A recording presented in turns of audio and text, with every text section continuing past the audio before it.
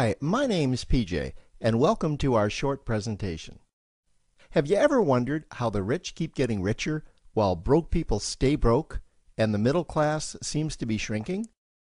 Well, this isn't nearly as mysterious as it may appear when you examine the specific differences in how broke people, the middle class, and the rich spend their money.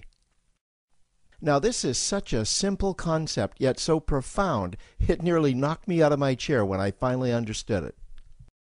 I'm going to show you exactly how the rich spend their money, and you can evaluate for yourself why they keep getting richer and the broke keep getting broker, and why the middle class remains so stressed out. Now, to get started, I'd like to review some financial terms we'll be using during this presentation. The terms that you need to be familiar with are cash flow, which means money you bring in, expenses, which means money you spend, assets. Now, this is the most confusing one.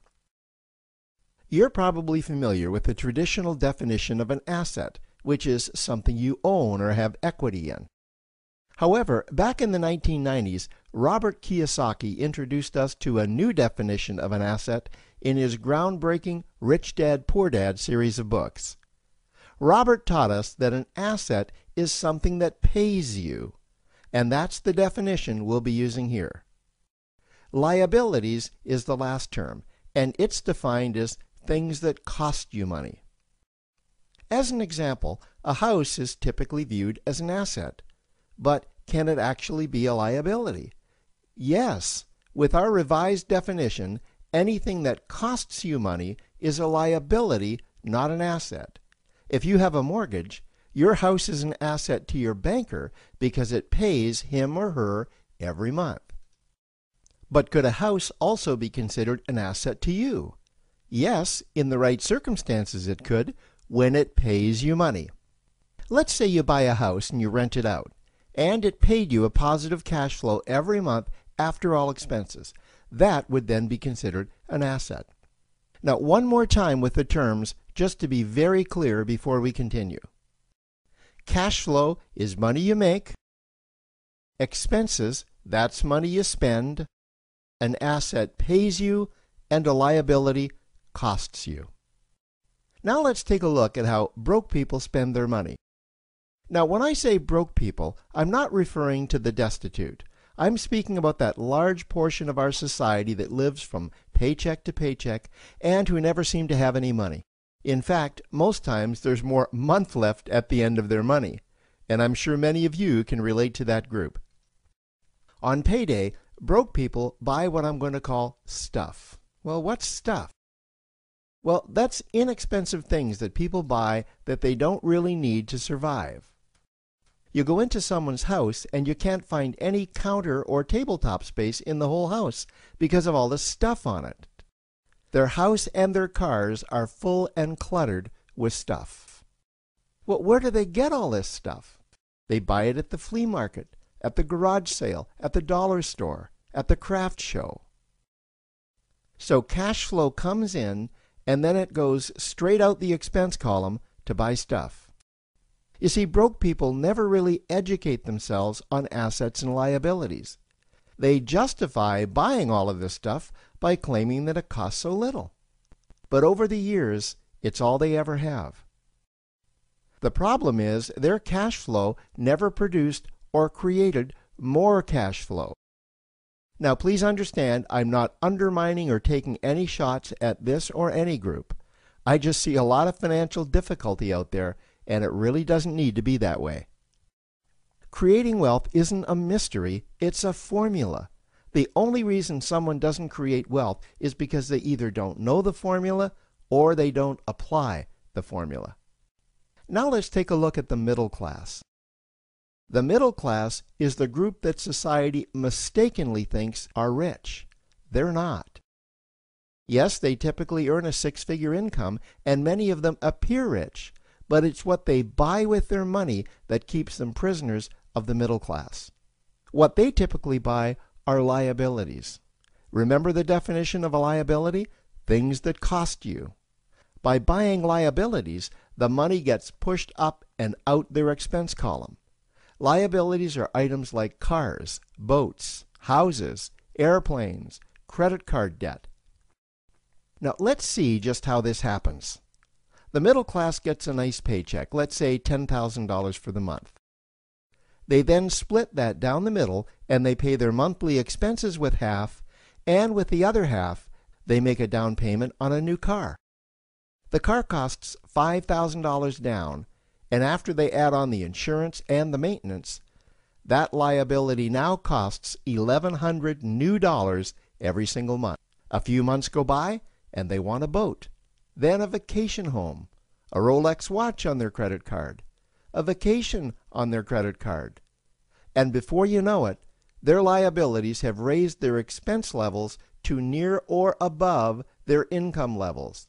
They actually spend equal to or more than they make, meaning that they have to go to work and make a certain amount of money every single month just to cover their liabilities.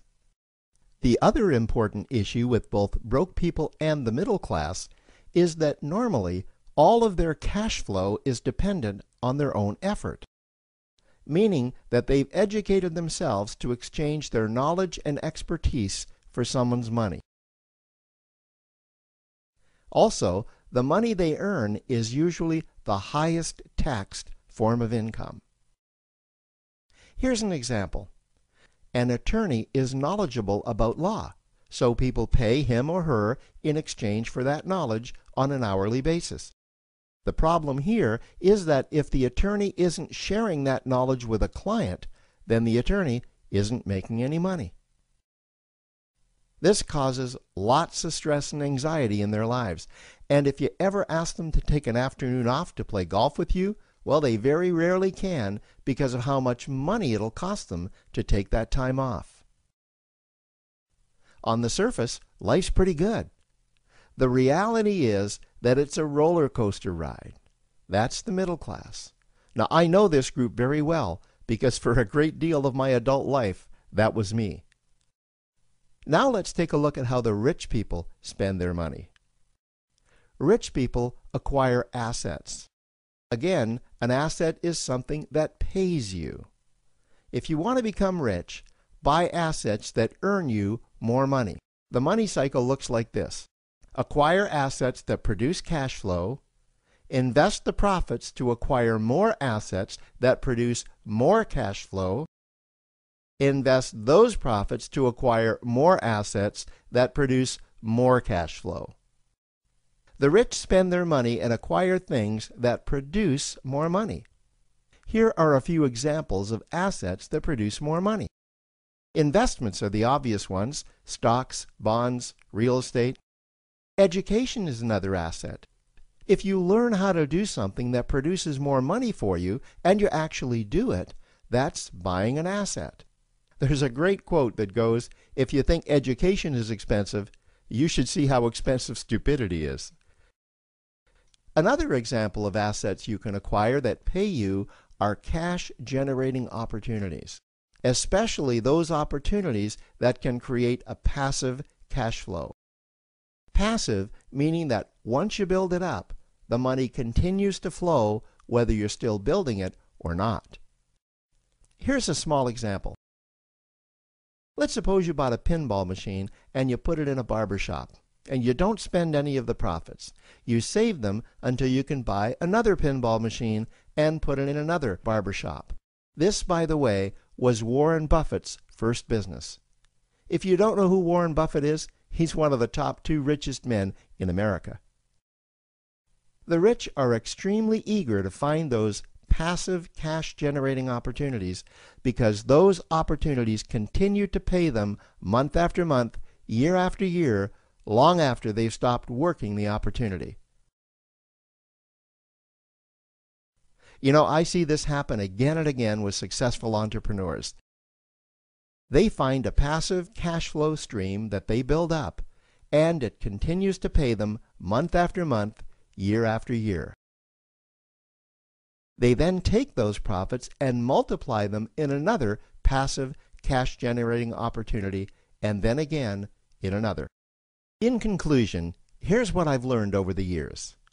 You can't find these passive cash generating opportunities unless you're open to hearing about them. Then, once you find them, you must be willing to see what fits you and then act. Now, the reason I say this is that I once answered a hokey little ad that I ended up generating 7 figures from, simply because I answered that ad and then took action. These opportunities are out there, you just need to find them. You also must be opportunistic enough that when the right situation does present itself, you don't miss it. So remember, broke people buy stuff, the middle class buy liabilities, and the rich acquire assets, preferably cash-generating opportunities that can create passive cash flow. They then take that cash flow and invest it in another asset that produces more cash flow. That's the wealth creation formula. Now, I trust you found this introductory information helpful. Now, to learn about one of the greatest cash-generating machines on the planet, click on the link below to proceed to step 2.